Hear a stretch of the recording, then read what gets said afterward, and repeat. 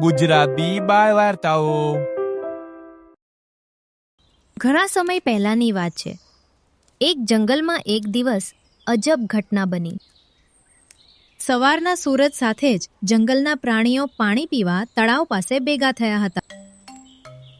અચાનક બધાની નજર એક ગધેડા પર પડી.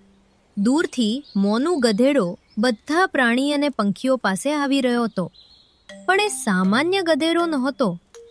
એના શરીર પર લાલ, લીલા, પીળા અને વાદળી રંગો છવાયેલા હતા. પૂંછડી પર ગુલાબી છાંટા અને કાન પર જાંબલી રંગ. બધા પ્રાણીઓ આશ્ચર્યથી પૂછવા લાગ્યા, અરે ગધેડાભાઈ, તમે આવા રંગીન કેમ? મિત્રો, હું નજીકના ગામમાં માણસોની વસ્તીમાં ગયો હતો. ત્યાં હોળી નામનો તહેવાર ચાલતો હતો. એ શું હોળી? એમાં શું હોય ગધેડાભાઈ? અરે ચકલીબેન, બધા લોકો એકબીજા પર રંગ ઉડાડતા હતા, પિચકારીથી પાણી ઉડાડતા હતા, નાચતા ગાતા હતા. મજા જ મજા. મને તો જોવાની એટલી મજા આવી ગઈ કે શું કહું તમને બધાને. વિચારો, હવે જોવાથી જ આટલું સારું લાગતું હોય તો હોળી રમીને કેટલી મજા આવશે આપણે બધાને. વિચારો મિત્રો. મોર ઉત્સાહથી બોલ્યો, ખરેખર? તો આપણે કેમ ના ઉજવી શકીએ મહારાજ? પણ આ તહેવાર શું શીખવે છે? હોળીનો અર્થ છે જૂના મન દુઃખ ભૂલીને નવા રંગોથી મિત્રતા કરવી. સિંહ રાજાએ જાહેર કર્યું કે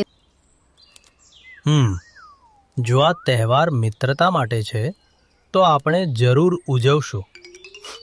સાંભળો જંગલવાસીઓ, આ વર્ષે તો હોળી આજના દિવસે પૂરી થઈ ગઈ છે. તેથી આવતા વર્ષે વસંત ઋતુમાં આપણે પણ રંગોત્સવ ઉજવશું. પણ શરત એક, કોઈને નુકસાન પહોંચાડવું નહીં. પણ મહારાજ, આપણે હોળી રમવા માટે જાત જાતના રંગો અને પિચકારી ક્યાંથી લાવશું? એના માટે આવતા વર્ષે જે પ્રાણી અને પંખીઓને આ જંગલમાં રંગ અને પિચકારીની દુકાન કરવી હોય તે કરવી શકે છે. પણ યાદ રાખજો કે રંગ બિલકુલ ઓર્ગેનિક અને કેમિકલ વગરનો હોવો જોઈએ. બધા પ્રાણીઓ ખુશ થઈ ગયા અને આવતા વર્ષે હોળી ક્યારે આવશે તેની રાહ જોવા લાગ્યા.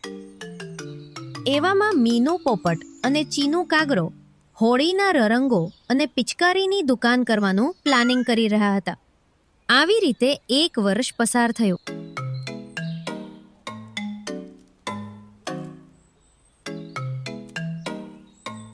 જંગલમાં ખુશીનો માહોલ હતો, કારણ કે જંગલમાં હોળીનો તહેવાર આવી રહ્યો હતો.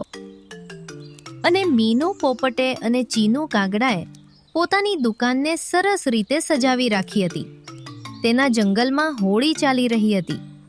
તેણે લીલો, લાલ, વાદળી, પીળો અને બીજા ઘણા રંગો એક થાળીમાં સજાવીને રાખ્યા હતા. અને મીનુ અને તેનો મિત્ર ચીનુ કાગરો ગ્રાહકોની રાહ જોઈ રહ્યા હતા. અરે ચીનુ, તે લાલ રંગમાં કલર કેમિકલ સારી રીતે મિક્સ કર્યું છે ને? હા દોસ્ત, મેં આ કલરમાં ઘાટું થવાવાળું કેમિકલ સારી રીતે મિક્સ કરી દીધું છે. તું ચિંતા ના કર મિત્ર. મિત્ર, આ 2-4 દિવસો જ આપણા કમાણીના દિવસો હોય છે. આ દિવસોમાં જ આપણે આખો વર્ષનો નફો ભેગો કરવાનો હોય છે. અને હા, લાલ રંગ થોડો સસ્તો વેચજો અને પિચકારી ડબલ ભાવમાં વેચવાની છે, યાદ છે ને? કારણ કે જંગલમાં બીજી કોઈ કલર અને પિચકારીની દુકાન છે જ નહીં. એના લીધે બધા કસ્ટમર આપણી પાસે જ કલર અને પિચકારી લેવા આવશે. મીનુ પોપટ અને ચીનુ કાગડો એ વાત ભૂલી ગયા હતા કે મહારાજ સિંહે સ્ટ્રિક્ટ ભાષામાં કીધું હતું કે કેમિકલવાળો કલર વેચવો નહીં. પરંતુ મીનુ પોપટ અને ચીનુ કાગડાને એ ભૂલાઈ ગયું હતું. થોડી વારમાં જગ્ગુ ગધેડો દુકાન પર કલર લેવા માટે આવ્યો. ચીનુભાઈ, 100 રૂપિયામાં જેટલા કલર આવે એમાં બધા કલર મને થોડા થોડા આપી દો. ચીનુ, આપણે આને લાલ રંગ જ આપીએ. ગધેડાભાઈ, આ વર્ષે બધા કલરનો ભાવ વધારે છે. ખાલી આ લાલ રંગ જ થોડો સસ્તો છે. એ જ લઈ જાઓ. 100 રૂપિયામાં તો એ જ મળી શકે છે. સારું, એ જ આપી દો અને એક પિચકારી આપો. એનો ભાવ શું છે? એ પણ 100 રૂપિયાની આવશે. મીનુ અને ચીનુ, કંઈક શરમ કરો. 50 રૂપિયાની વસ્તુ 60માં આપો. પણ ભગવાનની બીક રાખો. 50ની વસ્તુ 100 રૂપિયાની થોડી હોય. અરે ઓ પાગલ ગધેડા, અમે મલિક છીએ આ દુકાનના. અમે શું કામ શરમ કરીએ? ચાલ ભાગી જ અહીંયાથી. અમારે તને કલર આપવો જ નથી. ચાલ નિકાલ અહીંયાથી. પણ ગધેડાને તો પોતાના બાળકો માટે કલર અને પિચકારી તો લઈ જ જવાની હતી. તેથી ગધેડો ચીનુ અને મીનુને કહે છે, ના ના મીનુબેન, સોરી, તમે તો ગુસ્સે થઈ ગયા. તમારી દુકાન છે અને તમારો સામાન છે. તમારે જેમ વેચવો હોય એમ વેચો. અમે કોઈ છીએ તમને સમજાવવાવાળા? એ તો બસ એમ જ મારા મોઢામાંથી વાત નીકળી ગઈ. પ્લીઝ મને રંગ અને પિચકારી આપી દો ને. આ લે તારી 100ની પિચકારી અને 100નો કલર. અને પછી ગધેડો વસ્તુઓ લઈને જતો રહે છે. બીજી બાજુ ઝુમરી ચકલીની બચ્ચી હોળીના કલર અને પિચકારી માટે જીદ કરી રહી હતી. મમ્મી, મને પર હોળીના કલર અને પિચકારી જોઈએ છે. મારા બધા દોસ્તો પાસે કલર અને પિચકારી છે. મારે પણ એ લોકો જોડે રમવું છે. તું મને લઈ આવી આપ લે. હા કુકુ બેટા, મેં એના માટે પૈસા બચાવી રાખ્યા છે. તું ચિંતા ન કર. ચાલ આપણે અત્યારે જ કલર અને પિચકારી લેવા જઈએ. ઝુમરી ચકલી અને એની બચ્ચી રંગ અને પિચકારી લેવા નીકળી પડે છે. ઝુમરી ચકલી ખૂબ જ ગરીબ હોય છે, પરંતુ પોતાની બચ્ચી માટે તે આખું વર્ષે પૈસા ભેગા કરે છે, જેથી કરીને તે પોતાની બચ્ચીને કલર અને પિચકારી અપાવી શકે. અરે આજ તો ઝુમરી ચકલીને પણ રંગ લેવા છે. કેમ ના આવી શકું મીનુબેન? હોળીનો તહેવાર છે. હોળીમાં તો બધા જ લોકો કલર અને પિચકારીથી રમવા માંગતા હોય છે. થોડા ઘણા પૈસા છે તારા પાસે? હા, કે પછી આમ નાન આવી ગઈ છું તું? જો ઝુમરી, હું તને પેલા જ કહી દઉં છું કે હું ઉધારમાં રંગ નહીં આપું. અરે ના ના મીનુબેન, મારા પાસે પૂરા 100 રૂપિયા છે. આ લઈ લે. આને મને બધા રંગ અને એક પિચકારી પણ આપી દે.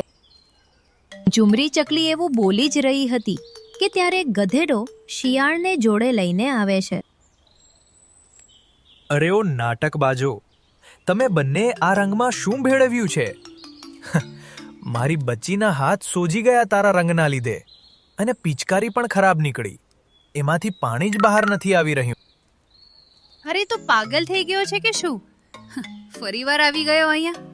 ચાલ અહીંયાથી ભાગી જા અને મારા ગ્રાહકો ખરાબ ના કર. અમારા ધંધાનો ટાઈમ છે અત્યારે. મારે તારા જોડે કોઈ લપ નથી કરવી અત્યારે. લપ તો અમારે પણ તારા જોડે નથી કરવી, પણ તમે બંનેએ તો બધો માલ 2 નંબરનો રાખ્યો છે અને પૈસા પણ 2 ગણા લ્યો છો. ગધેડાભાઈને તેના પૈસા પાછા આપી દો. એમાં જ તારી ભલાઈ છે. નહીતર શું? હે નહીતર શું કરી લઈશ તું? અરે વેટ. આ લોકો માટે તો હું જ કાફી છું. તારા પાસે શું પ્રૂફ છે કે મેં તમને દગો આપ્યો છે, ખરાબ માલ આપ્યો છે? એ તો અમે મોં પર કહી શકીએ ને કે તમે પિચકારી તોડી નાખી અને બીજી પિચકારી મફતમાં લેવા માટે તું નાટક કરી રહ્યો છે.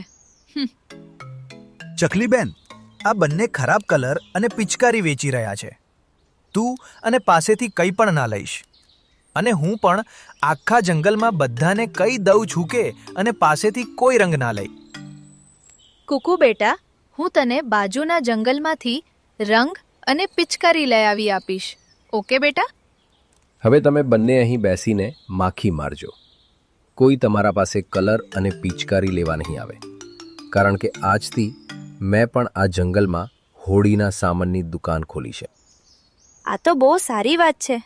ચાલ કુકુ બેટા, આપણે શિયાળ અંકલ પાસેથી જ હોળીની વસ્તુઓ લઈ લઈએ. અને પછી એ બધા ત્યાંથી જતા રહે છે.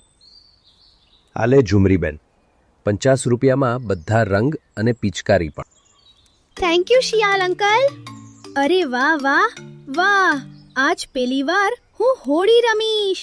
એ એ એ શિયાળભાઈ, આ તે બહુ સારું કર્યું કે હોળીના સામાનની દુકાન ખોલી તે. નહીં તો મીનુ અને ચીનુ તો બધાને લૂંટી જ રહ્યા હતા. બીજી બાજુ મીનુ અને ચીનુ સવારથી દુકાન ખોલીને બેઠા હતા, પરંતુ કોઈ તેના પાસે કલર લેવા આવ્યું નહોતું. ચીનુ, કોઈ કસ્ટમર આપણા પાસે નથી આવી રહ્યું. શું થશે આપણું હવે? મીનુ, તું ટેન્શન ના લે. મારી પાસે એક પ્લાન છે. તું રાત થવા દે. હું જોઉં છું કે આ જંગલમાં આપણા સિવાય કોણ દુકાન લગાવે છે હોળીના સામાનની. આપણે તેની દુકાનમાં આગ લગાવી દઈશું.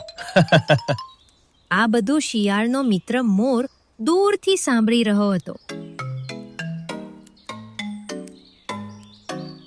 તેને જલ્દીથી આ બધું શિયાળને જઈને કહ્યું, અને શિયાળે આ બધું મહારાજ સિંહને કહ્યું. હવે એ લોકો દુકાનની પાછળ એક ઝાડ પાસે છુપાઈ ગયા અને ચીનુ અને મીનુની રાહ જોવા લાગ્યા. જેવા ચીનુ અને મીનુ દુકાન પાસે આગ લગાવવા આવ્યા કે તરત જ મહારાજ સિંહ સાથે શિયાળ અને મોર તેમની સામે આવી ગયા અને તેમને પકડી લીધા. એ પછી મહારાજ સિંહે એ બંને કારાવાસની સજા કરી.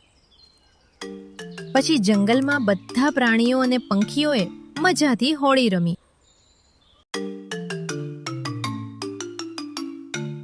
તો બાળમિત્રો, આ વાર્તા પરથી આપણે શીખ્યા કે ક્યારેય લાલચ ના કરવી જોઈએ. વધુ પડતી લાલચ બીજાને તો નુકસાન પહોંચાડી શકે છે, પણ બીજાની સાથે સાથે તે આપણને પોતાને પણ નુકસાન પહોંચાડી શકે છે. તેથી હંમેશા ઈમાનદાર અને પ્રામાણિક રહેવું જોઈએ. બાળમિત્રો, તમને આ કાગરો અને પોપટની વાર્તા કેવી લાગી? કોમેન્ટ કરીને જરૂર જણાવજો. અને બાળમિત્રો, અમારા વિડીયોને લાઈક કરજો અને સબસ્ક્રાઇબ કરવાનું ના ભૂલતા. આવજો બાળમિત્રો. ટાટા. બાળ મિત્રો, લાઈક કરવાનું ના ભૂલતા, સબસ્ક્રાઇબ કરો આપણી ચેનલ ગુજરાતી બાળ વાર્તાને અને જુઓ સુંદર મજાની વાર્તાઓ.